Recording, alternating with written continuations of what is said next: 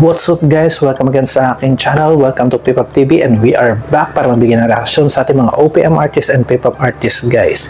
And for today, ang bibigyan natin ng reaksyon ay ang grupong Vision guys.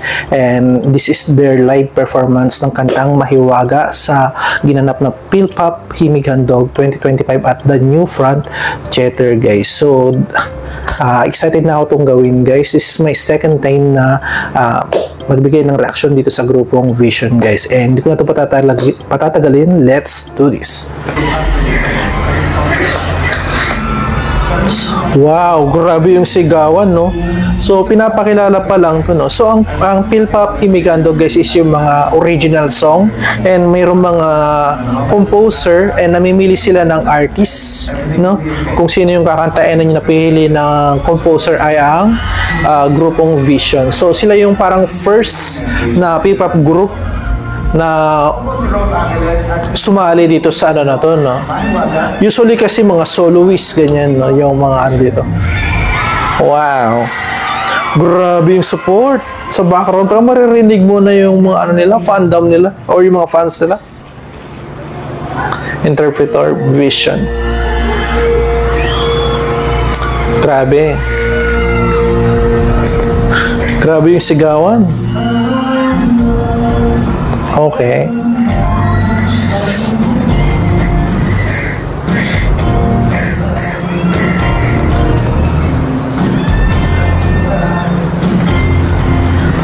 Si Vince, no? Ang kanilang lead vocalist.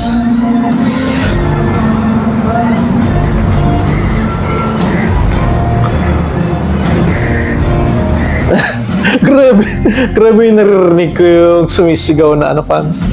Sinasabayan niya yung kanta.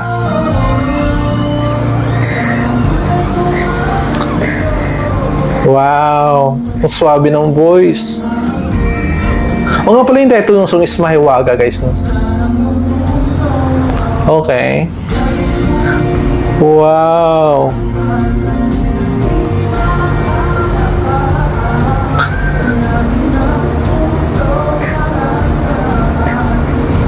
Ang ganda lagi ng ano nila, no, choreo, no?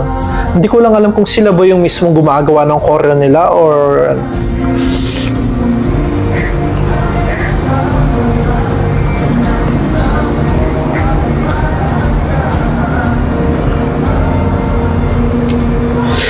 parang ito yung strength ng ano na ng Vision, yung mga light music or yung parang magaan lang.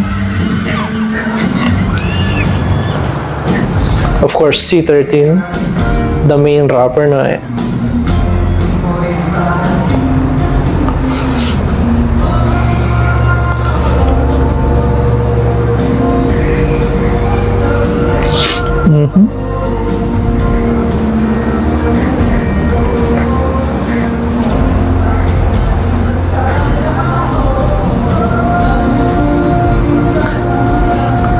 Wow.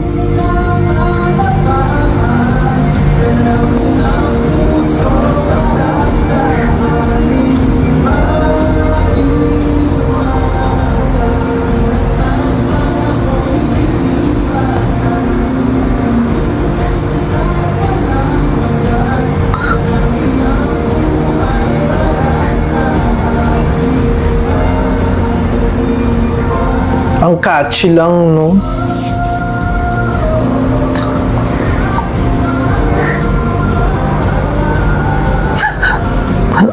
Ang cute ng formation, takang dance step.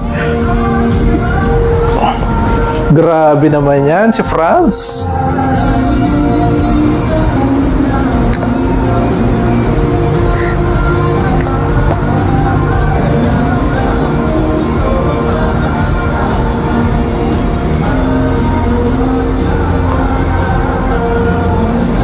Nakaka-proud, no? Kasi yung mga P-Pop group natin, karamihan sa kanila, puro live performance yung ginagawa nila at hindi nagli-lip-sync.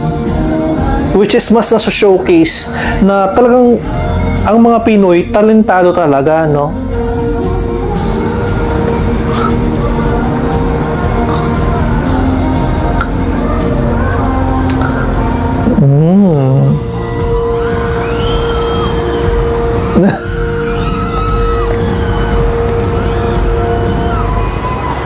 Wow!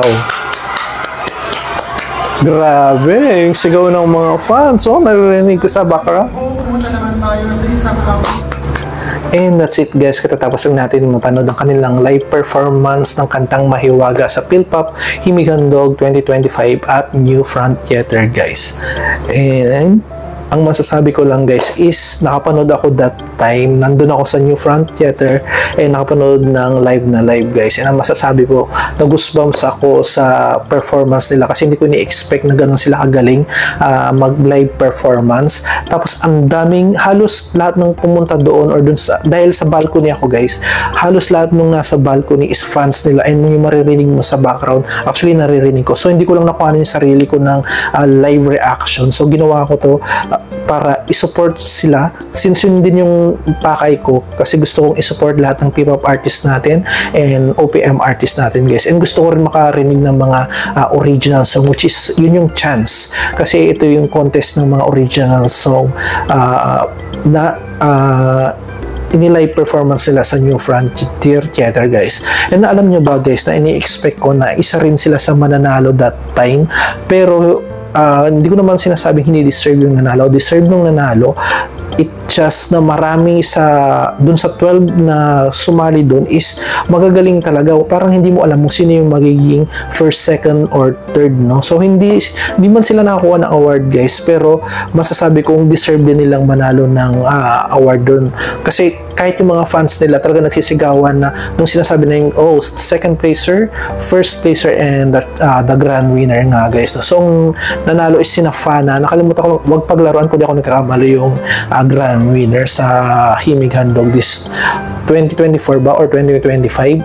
Sila yung nanalo guys, pero ang masasabi ko, nagbigay sila ng magandang laban, maganda yung performance nila, sila lang yung sumayaw, sila lang yung grupo na nagpunta doon. When it comes sa vocal, maganda talaga guys, and panalo na rin sila guys kasi alam mo bakit, kasi sila yung pinakamaraming fans na nagpunta doon, na nagsisigawan, audience impact nasa kanila ang lahat. At ang gusto ko pa doon guys, dahil nga sila yung pinakaunang P-pop group na sumali sa Himigandog, and pinakita nila na talented ang mga P-pop group guys ngayon, no? So kung titingnan mo, nakipagsabayan sila kay Ice Sigera, tapos si Moira, tapos even yung mga champion ng mga kilalang contest like Tawag ng Tanghalan, no? Tapos yung sa Idol Philippines, kung hindi ako nagkakamali, sumali din doon and nakasabayan nila and pinakita nila yung talento nila sa harap ng mga galang-galang na judge composer like Ryan Cayabyab.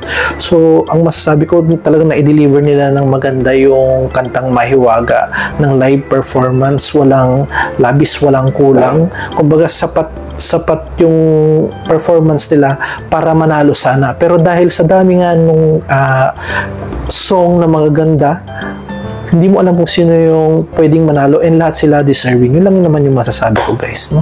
At dahil dyan guys, dyan ko muna tapusin itong reaction video na to. Kung nagustuhan niyo itong reaction video na to, please do like, share, and subscribe sa aking channel. At kung mayroon kayong mga suggestion, i-comment nyo na yan down below guys. And that's it for today guys. Bye!